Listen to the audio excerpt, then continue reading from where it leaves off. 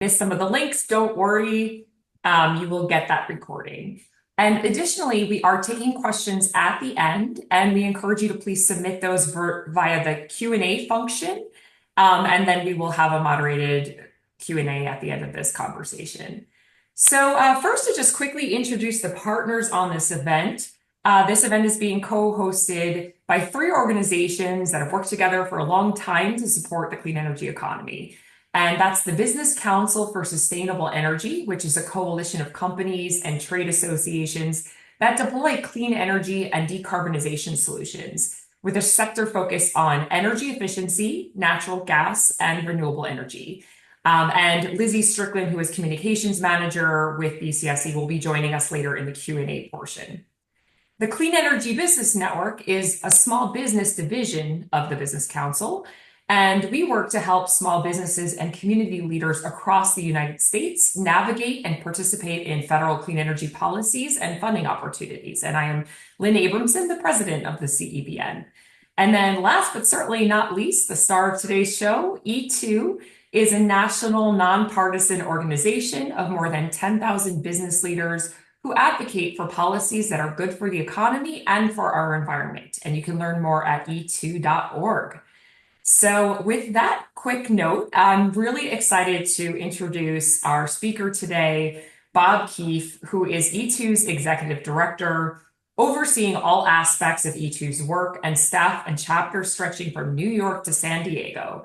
Bob has testified before Congress and numerous state legislatures, appeared in media outlets including the New York Times, Washington Post, Fox, CNN, and others, and previously spent more than 20 years as a journalist covering business, political, national, and environmental news from coast to coast.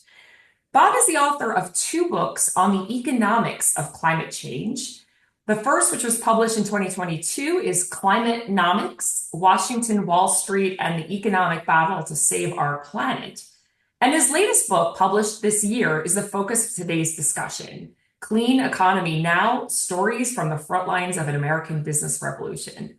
So, Bob, so excited to have you joining us today. And you call this a clean economy revolution. So tell us why.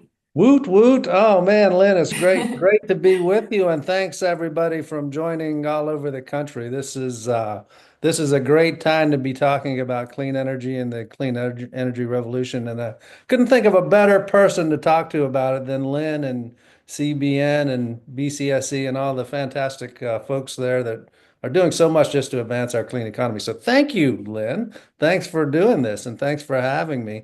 I call it a clean economy revolution because I truly believe it is. And when I say that because, at E2, you know this, but we've been tracking clean energy projects announcements since the passage of the IRA 2 years ago, the Inflation Reduction Act. And what we know now is that there are more than 340 major clean energy projects. We're talking about EV factories and battery factories, solar panel factories, factories making high efficiency heat pumps, hot water heaters, now hydrogen electrolyzers that'll be deployed at new hydrogen hubs popping up all over America. All sorts of other clean energy goods suppliers, et cetera, supplying all of this. 340 major clean energy projects, 112,000 jobs announced, $128 billion in private sector investment. That's just in the past 2 years, Lynn. When in the world is the last time we've seen that in America? That's what I call a revolution. And to me, just as importantly, is where this is happening. And Ying, maybe you can pull up the slides that will help illustrate this a little bit. This is from our website, e2.org/announcements, which tracks every one of these 340 major clean energy projects I've been talking about. You can delve down deep into it. But look just where this is happening. The top states over there on the right-hand side, Michigan leading the way, in part because U.S. automakers finally getting into the game and the global transition to electric vehicles, of course, a game, by the way, that we were sorely losing for a long time. But look what's right behind Michigan: Georgia, South Carolina, Texas, North Carolina. These projects are bringing new opportunities to places and states that frankly, were left behind by previous economic transitions, whether it was the internet revolution or even before that, the PC revolution and things like that. So this is what a revolution looks like to me. So if you go to the next slide, Ying, it'll be we have a breakdown by sectors, and we can see where this is happening. This is just real quick. Uh, look at look at where the growth is right now. Clean vehicles, of course, leading the way. We're talking about electric vehicles, solar, battery and storage, etc. What's important to note about this, or what's significant to me, is that most of this, almost all of this, is manufacturing. And think about it. Just a few years ago, prior to the IRA and other policies, we had zero battery manufacturing just about in America. We had very little solar panel manufacturing. China and Europe and other countries were sprinting ahead on the clean vehicles. We had next to nothing. That's what a revolution looks like. A couple more quick data points, and then we'll get back to just talking if we could. Next slide, please, Ying. What does this mean for growth in jobs, particularly? Just today, my organization, E2, released our annual Clean Jobs America report. We look at the number of clean energy jobs in every state, and we break it down right to the very county level. You can find this at cleanjobsamerica.e2.org. And you could really zero in on your city or your state or your county level. But when you look at where this growth has been coming in the past year, this is straight out of the report today. Clean energy jobs grew by about 4.5% last year, nearly three times the overall job growth or the job growth across the economy writ large. But the biggest jump that we've seen in this has been the biggest jump last year, 4.5% increase in clean energy jobs since really the rebound after the worst part of COVID. But look at where it's happening, Lynn. It's places like Texas and Kentucky, Alabama, West Virginia, not exactly states you might think off the top of your head are benefiting the most from environmental policies and clean economy policies or clean energy policies. But that's where the growth is happening. Next slide, please, Ying. Here's just a little more detail on those jobs that have been created in the last year in clean energy because of these projects that I mentioned. More than 148,000 jobs created nationally. And you can see what these look like. You know, it's funny. I'm sure you've had discussions like this too, Lynn, but we have an E2 member in Ohio who was in the energy efficiency business. And I always talk about clean energy jobs, but he says, Bob, damn it, why do you always say clean energy jobs? These are electricians, these are construction workers, these are manufacturing jobs. And if you look at the sectors where these jobs are happening, it's in fact that manufacturing, construction, wholesale trade. This is America. This is what America's workforce looks like. Last slide, please, Ying, and then I'll shut up for a little bit. Here's a look at just at the growth rates for these various sectors of the clean economy. Again, this is in our new Clean Jobs America report out today. Look at the 5-year growth for clean vehicles, 59%. Storage and grid, 12%. Renewables, 11%. How many other industries in America are growing at that kind of rate? That's why I call this a revolution, Lynn.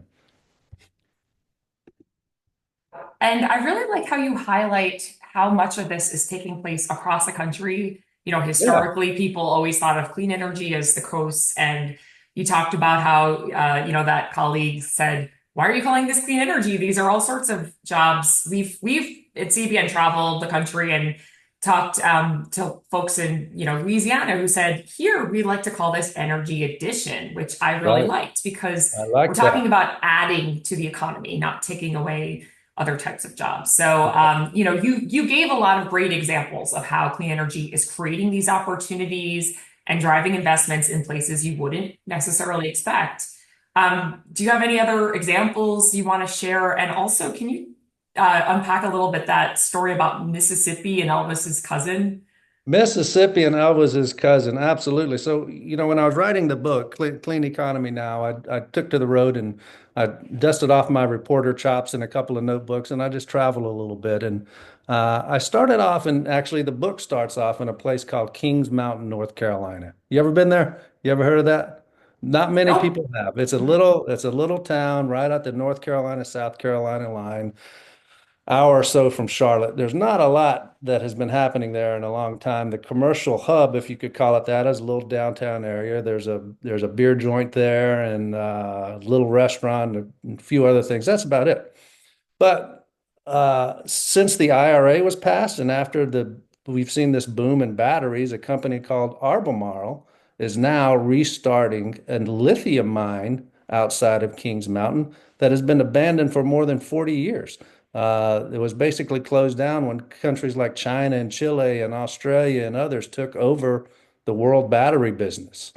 Now, Albemarle is restarting that mine. It's going to create hundreds of jobs, investing close to $1 billion into that site, I think. At the same time, they're building a new research and development facility in Charlotte. They're building a processing plant. They plan to build a processing plant across the line in South Carolina, all to help feed the battery business. Now, as an environmentalist, I don't particularly like mining. I think it's a bad idea.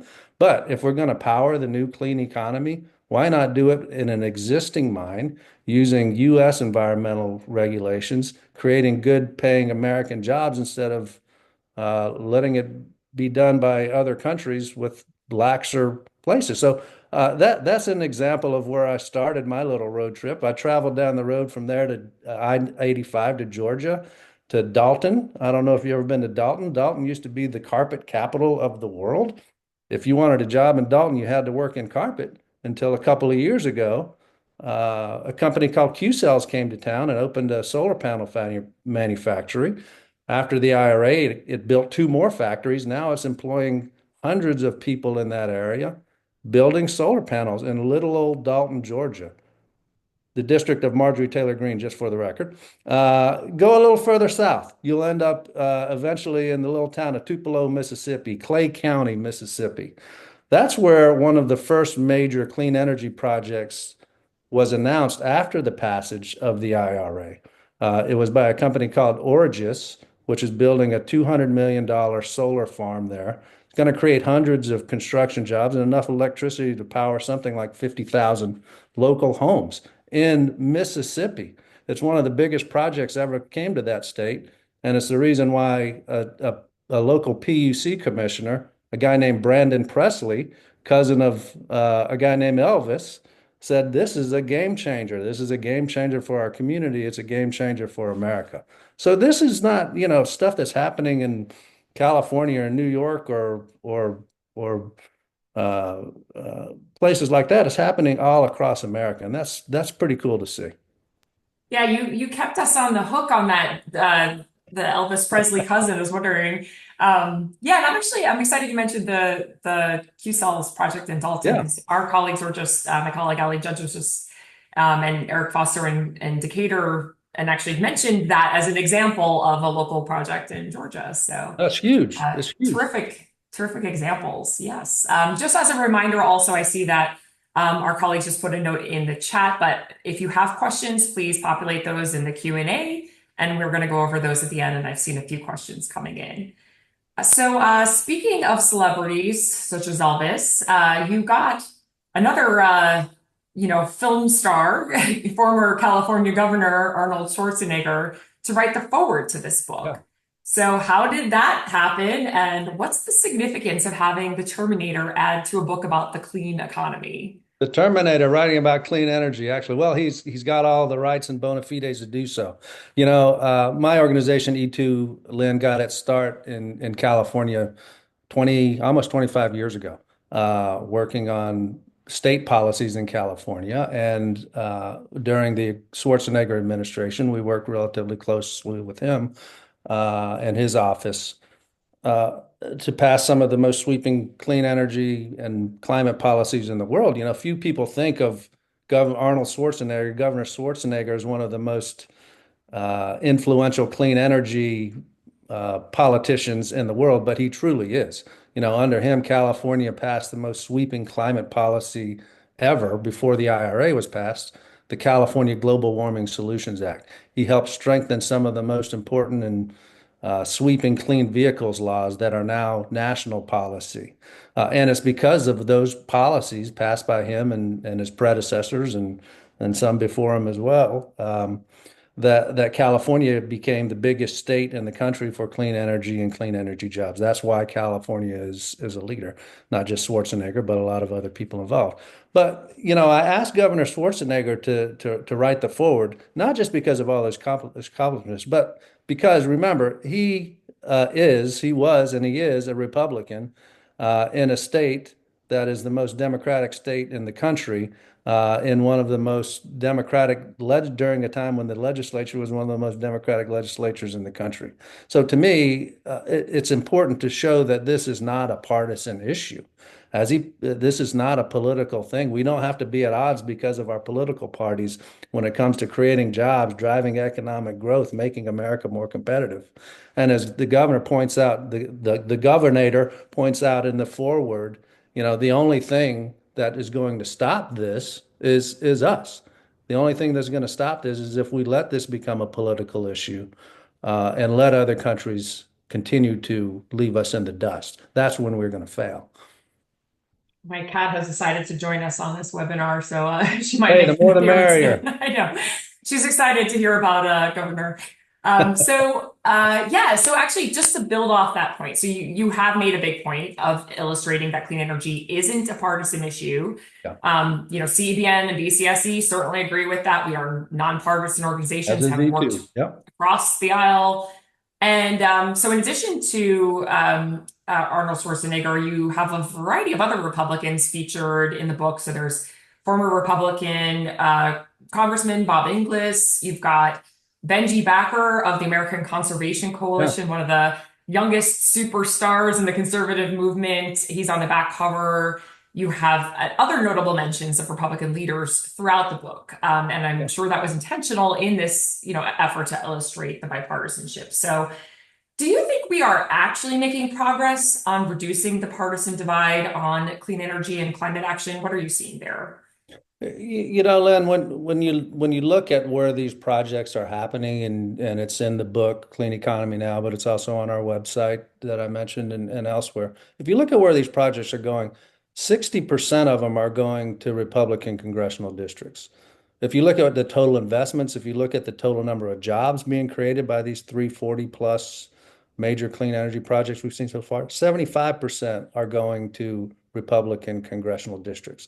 Of course, this was a policy that was passed only with Democratic votes and signed by a Democratic president. So a lot of people have made a big deal about that. It's like, wow, look at this. But to me, it really shows that this should not be a partisan issue. This should not, there's nothing Democratic or Republican about this. This is America, and these are American jobs. And, to get to your point, I truly believe that when this starts happening in people's backyards, when things start to become a pocketbook issue, a jobs issue, people take notice.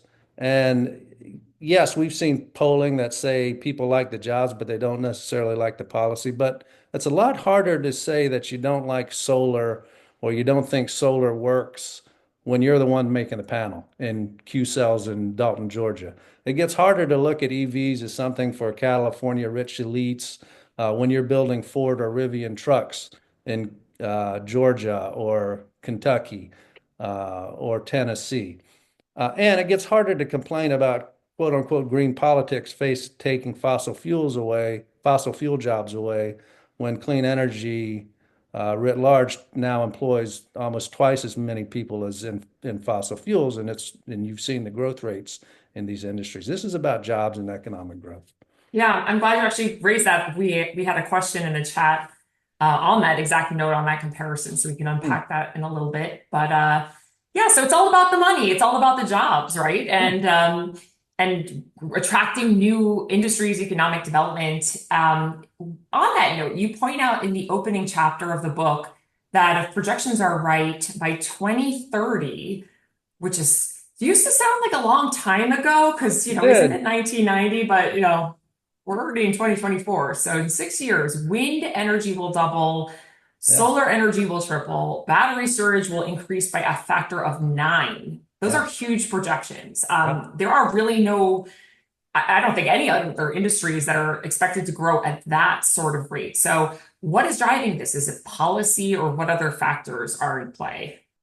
Well, look, it's definitely this is where the world is going. You know, every single major or every single automaker is now shifting to electric vehicles. Why? Because when you drive one, you realize, man, these are pretty cool and they run a lot better, and I don't have to change the oil, and it's a lot cheaper to operate. When you look at what utilities are building these days, they're not building coal plants, they're not even building natural gas plants. I think 90% of all of the new electricity development that has come online in the past years has been renewables, solar, wind, batteries, et cetera.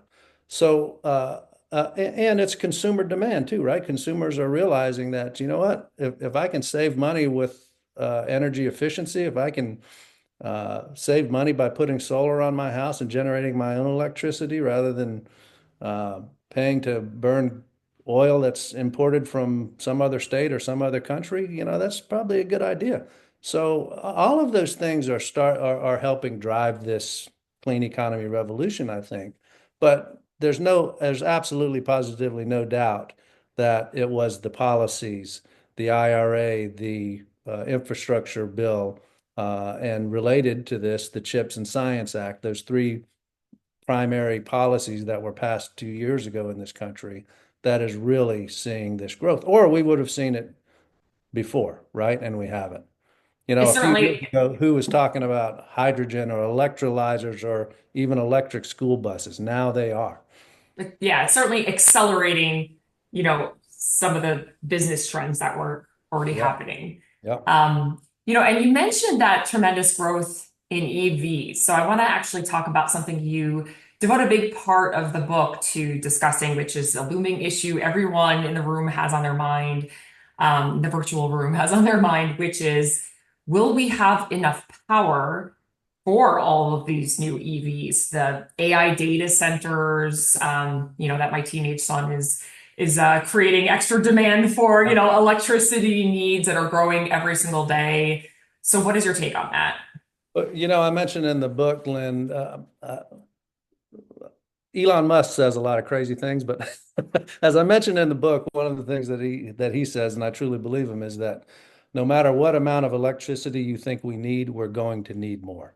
And yes, it's AI, data centers, but it's also electric vehicles. It's also, frankly, getting the power for the factories that are making all of this stuff now.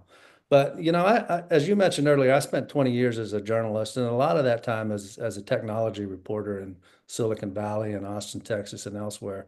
And I don't think that people really pay enough attention to the power or factor in the power of innovation, American innovation and new technology.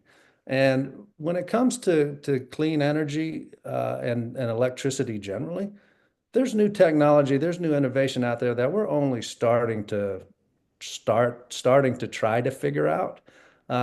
And I think a lot of that will really help meet our needs. Think about virtual power plants. You know, a lot of people on this call might know what they are. Not many people do, but some people on this call might know what we're talking about. But we're talking about linking up all of this distributed renewable energy that we're creating, that sort of thing. Think about some of the new types of transmission lines, high capacity transmission lines that are now being created in part thanks to some of the funding that came out of the IRA.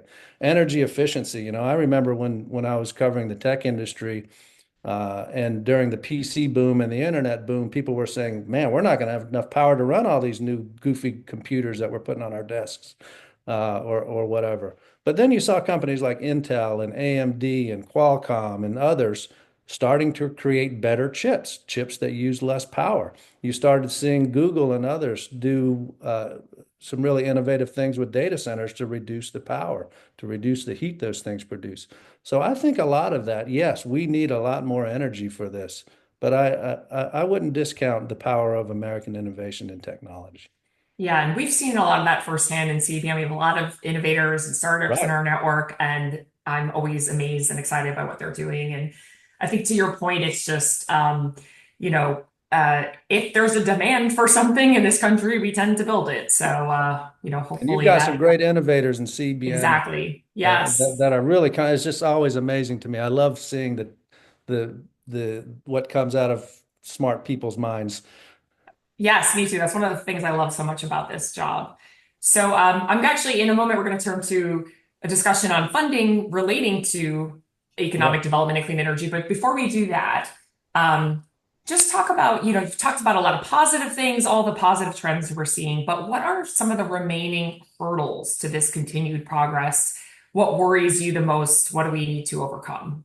Well, every time somebody sees EV sales decline a month or sees a wind turbine fall down in the ocean or something like that, it's automatically like, oh, this isn't going to work. This is the end or whatever. And there's this public sentiment that this isn't working.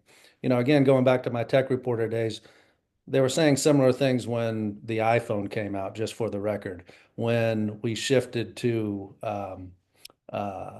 digital music instead of CDs or records and that sort of thing. So there's always going to be these bumps and hurdles and so forth along the way, and business will figure out a way to get over and around those.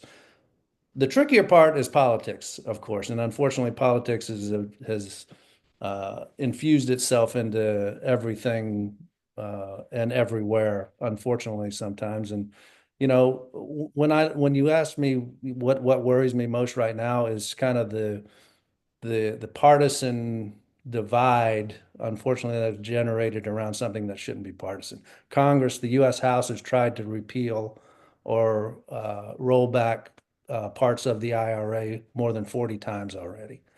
We know what's happening. We know what we're hearing on the campaign trail. But the bottom line is this shouldn't be a partisan issue. It doesn't have to be a partisan issue. People will continue to say crazy things about wind turbines killing all the birds and solar not working and EVs leaving you stranded and all that stuff. But that doesn't mean we have to uh, believe what we know is false. That's politics. What we have in these numbers, what we have in these stories, what's happening around America, that's the reality.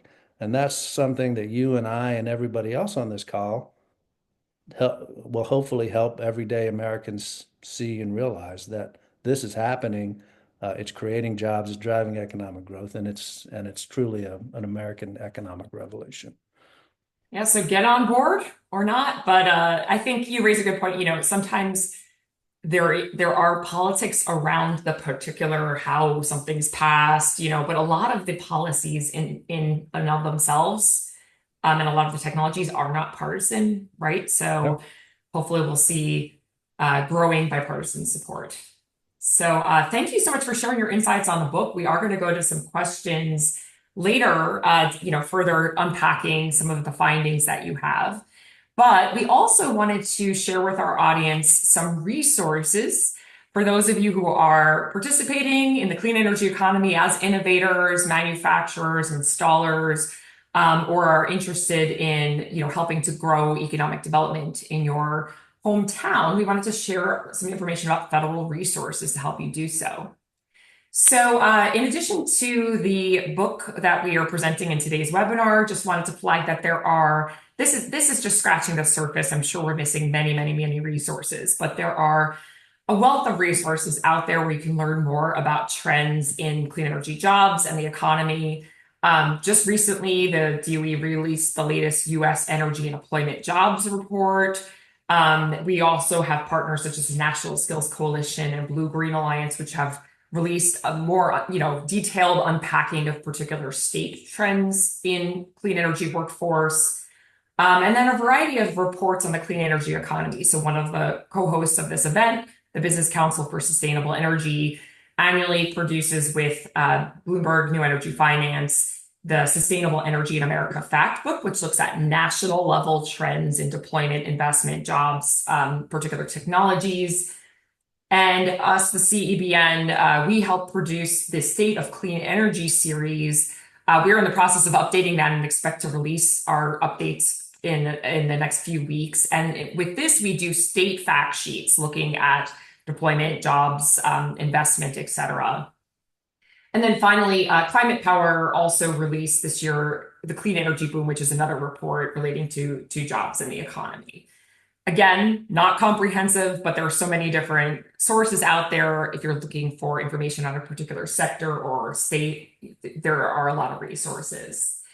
So, for those of you trying to navigate how to participate in the policy conversation, we recognize a lot of the folks on this call don't have lobbyists in DC, are trying to track what's coming out, how do we engage.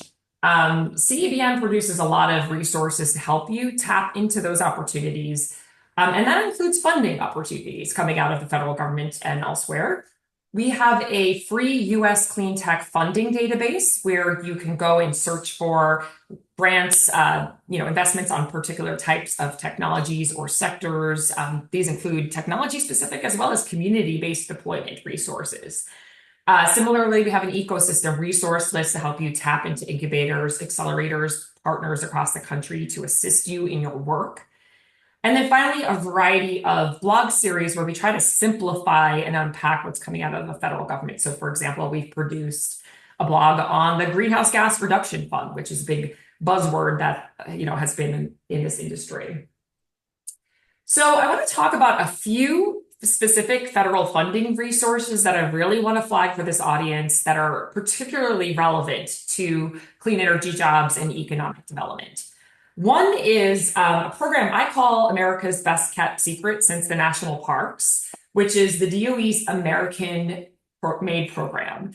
And it accelerates technology development as well as community-based deployment. They have a variety of different types of resources through cash prizes, training, mentoring, and other resources.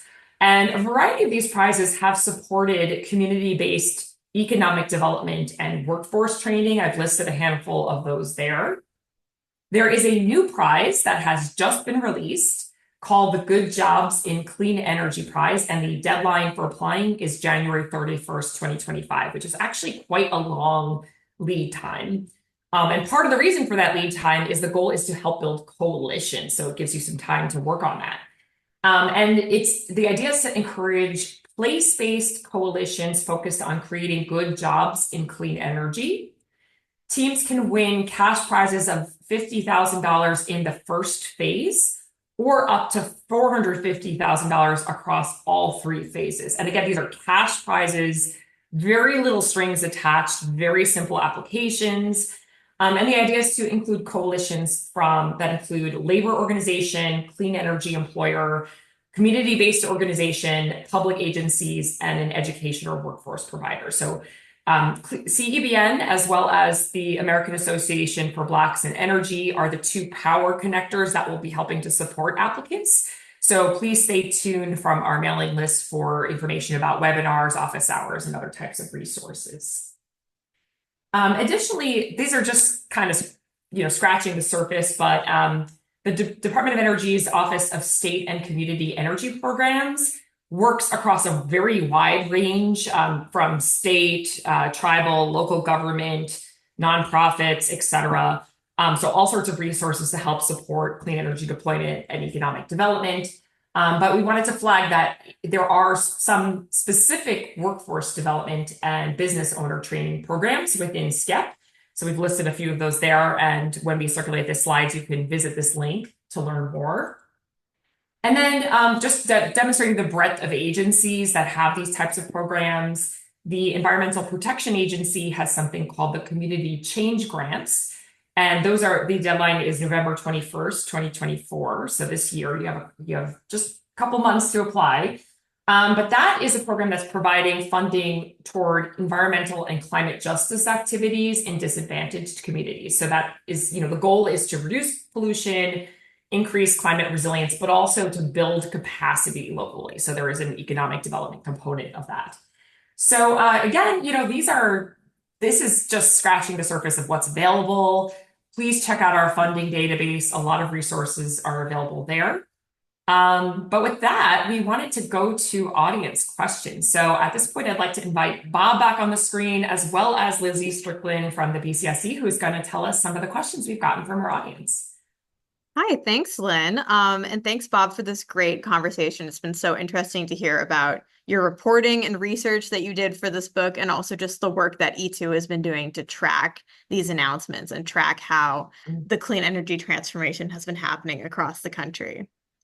Um, I'll start off first just to follow up with your presentation, Lynn. We had one question in the chat asking about grants. So the question was, do bigger corporations have an advantage in winning grants over smaller companies? How can we help our customers get certain grants so they're able to make energy efficient renovations to their properties?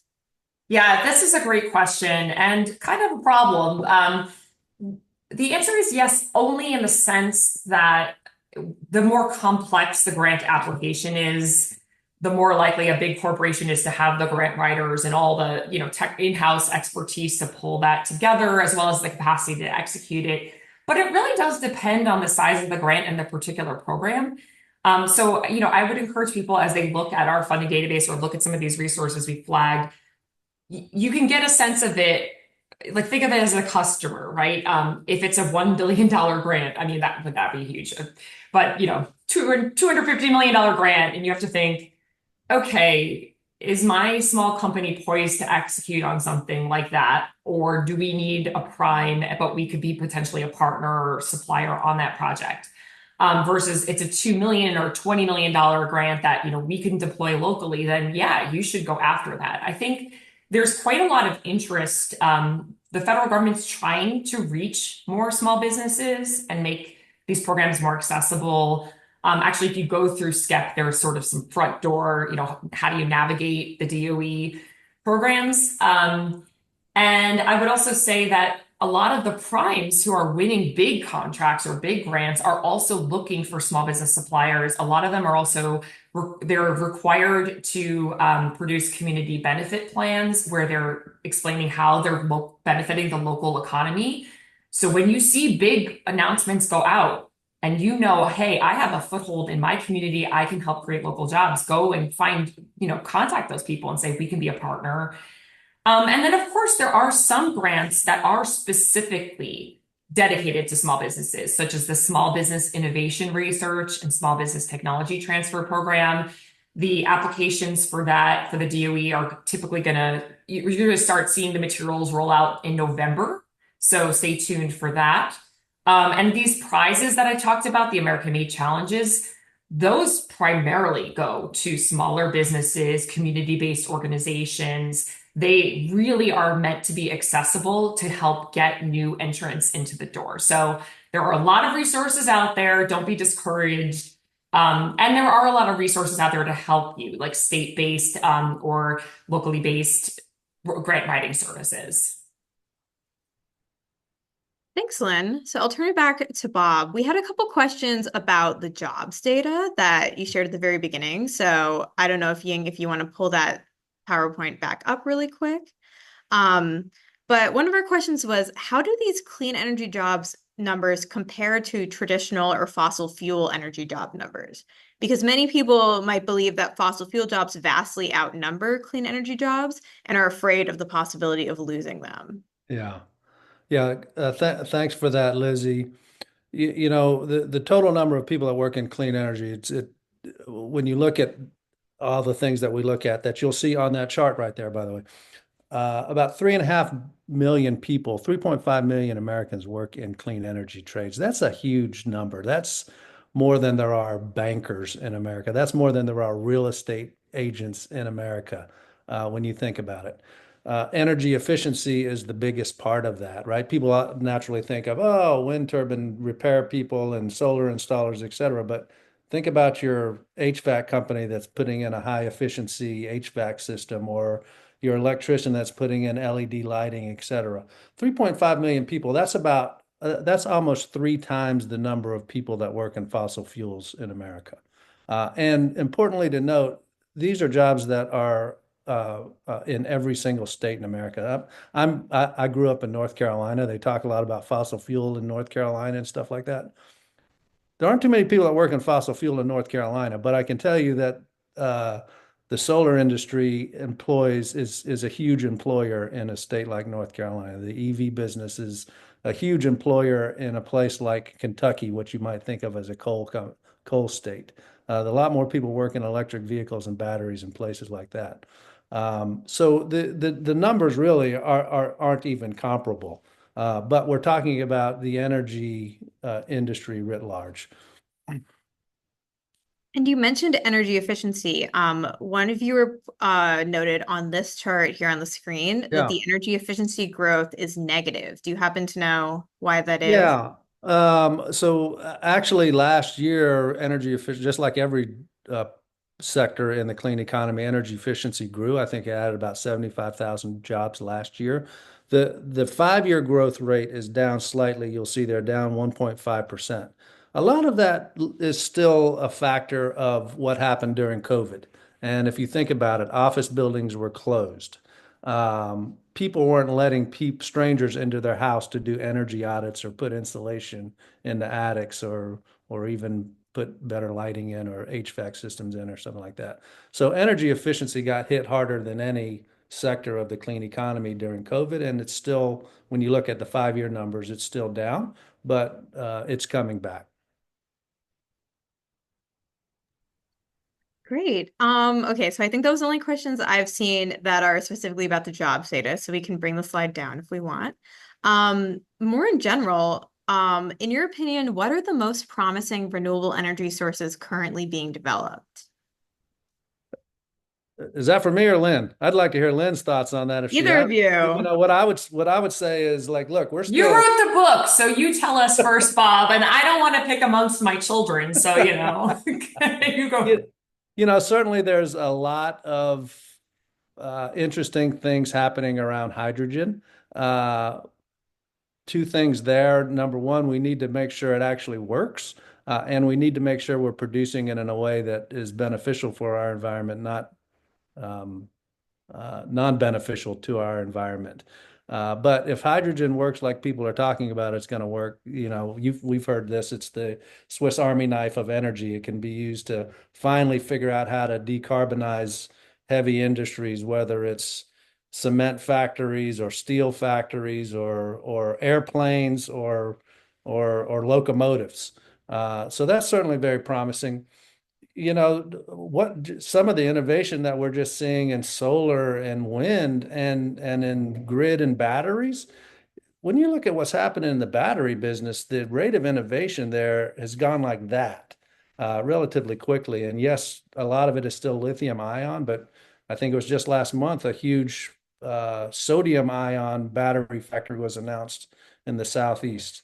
Uh, we're still starting to see a lot of that innovation, and it's going to be pretty cool.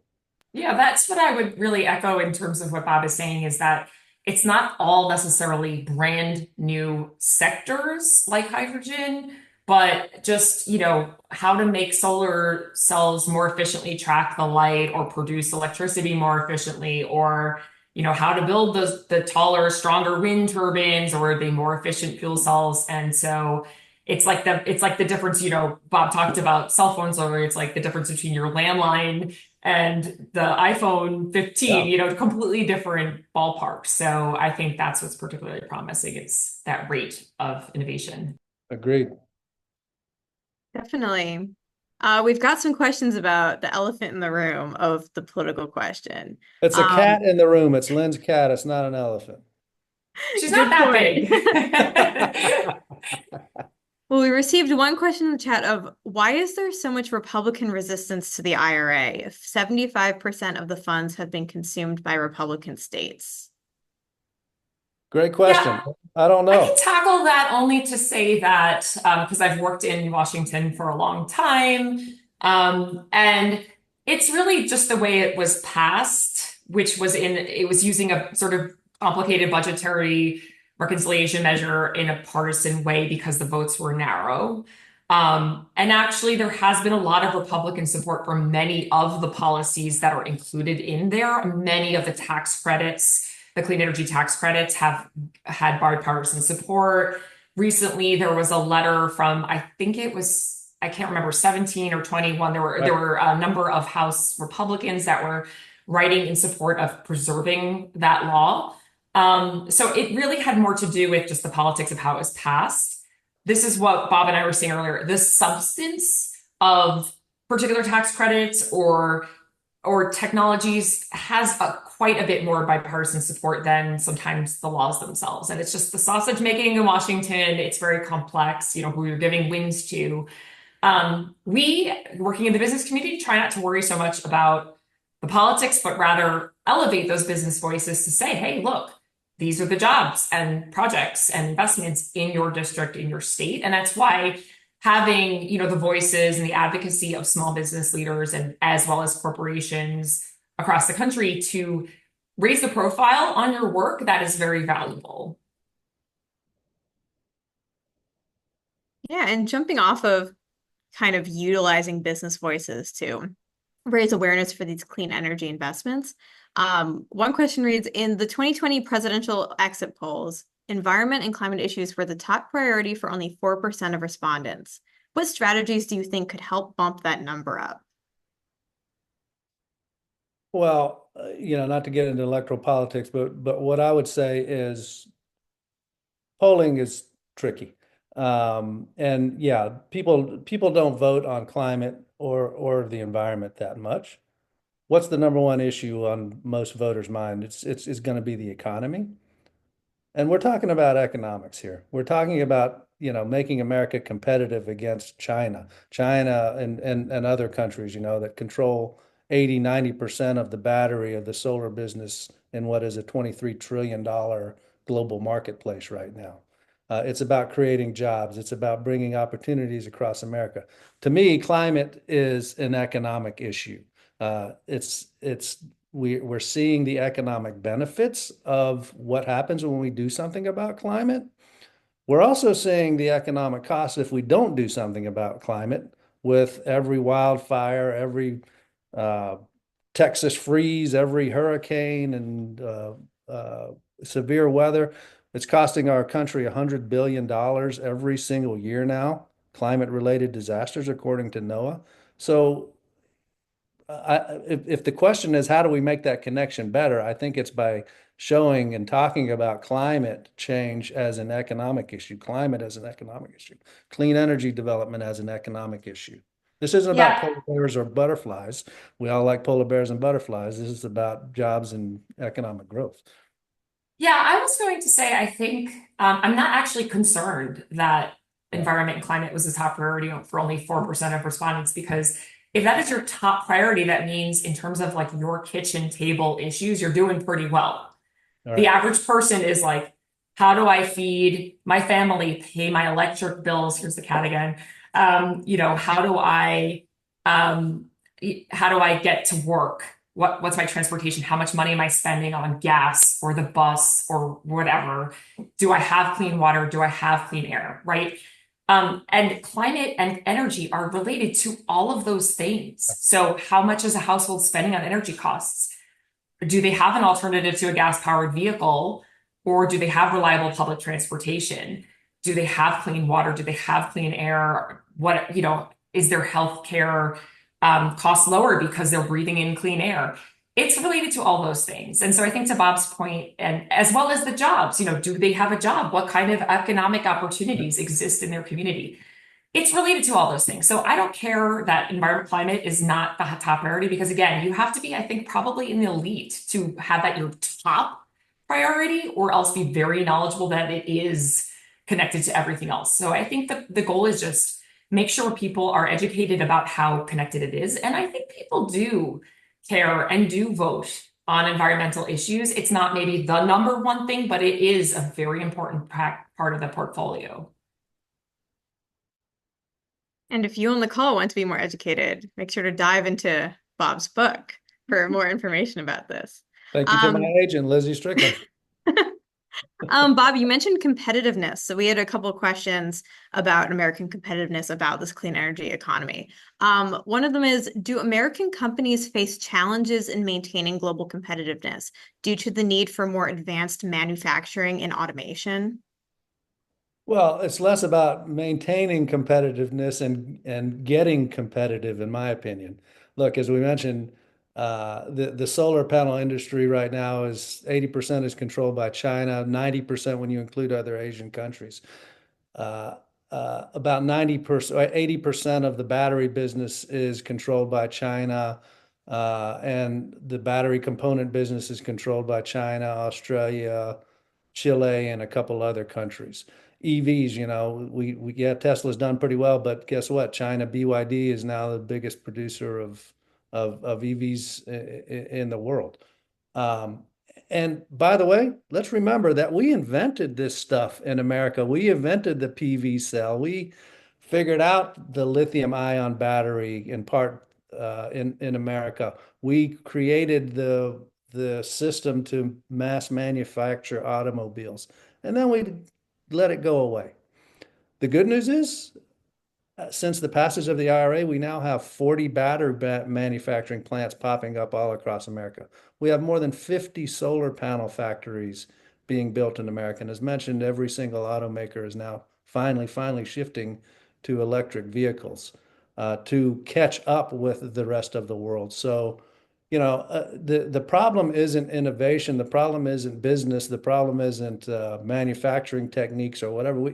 American businesses know how to do all that stuff. We needed with the policy to get us going and to give some market visibility to American businesses that they can depend that there's going to be a market for this. And And that's speaking of, mhm.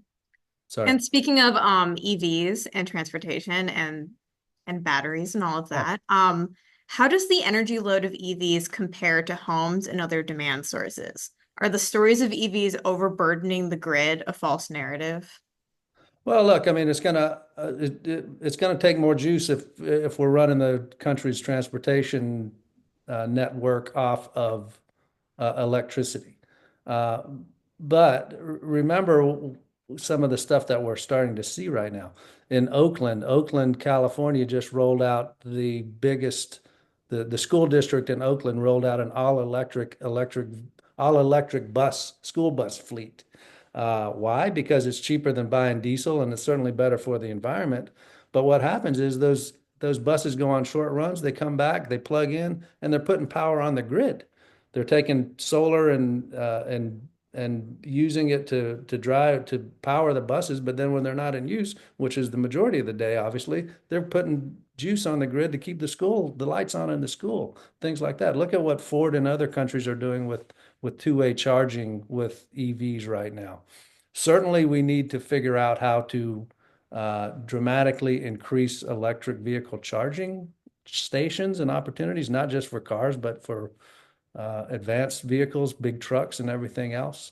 But the alternative is a lot worse than the solution here. And again, technology, innovation, we're going to figure this stuff out. I'm convinced. How are we doing on time, Lynn? Do we think we have time for one more question, two more questions? Yeah, I think one or two. Okay. And we're also answering a couple in the chat that are very specific. So if we haven't said your question, take a look in the chat. Yeah, I think maybe a good one to end on, I'll jump back to jobs again. Kind of jumping off of what we were talking about, the fossil fuel jobs. What are the best crossover opportunities for employment, like from fossil fuel jobs to clean energy jobs? This person puts, as an example, lots of oil and gas opportunities in geothermal. Yeah, I think that's a great one. I mean, Bob said some of them earlier. We need electricians, welders, plumbers, because there's water involved in energy. Um, Energy efficiency, like a lot of that is just you were working in HVAC or, it's just big contract crossover. I'm trying to think of others. I feel like definitely in chemicals, there's some opportunities, petrochemicals. Bob, what other thoughts do you have? Yeah, well, I mean, if you look at our data on where clean energy jobs are growing the fastest, and some of the biggest areas, one of them naturally pops up is Texas. Texas, of course, everybody thinks is an oil and gas state. It's also the number one state for wind right now. It's on its way to be pretty close to number one in solar and maybe batteries pretty soon. If you look at Houston, we think of Houston as a oil and gas hub. But now we've got companies that are building offshore wind facilities down there. We have companies that are building battery technology businesses down there. this is energy. Who better to drive the energy transition than energy workers, right? So, you know, if you know how to put up an oil rig, you probably know how to put up a wind turbine. If you know how to wire up a coal-fired power plant, you probably know how to wire up solar panels.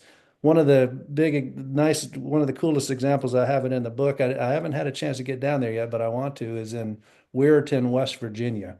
Weirton used to be one of the biggest steel cities in America. Also used to be a big coal city because they used coal to fire the steel powered the steel mill.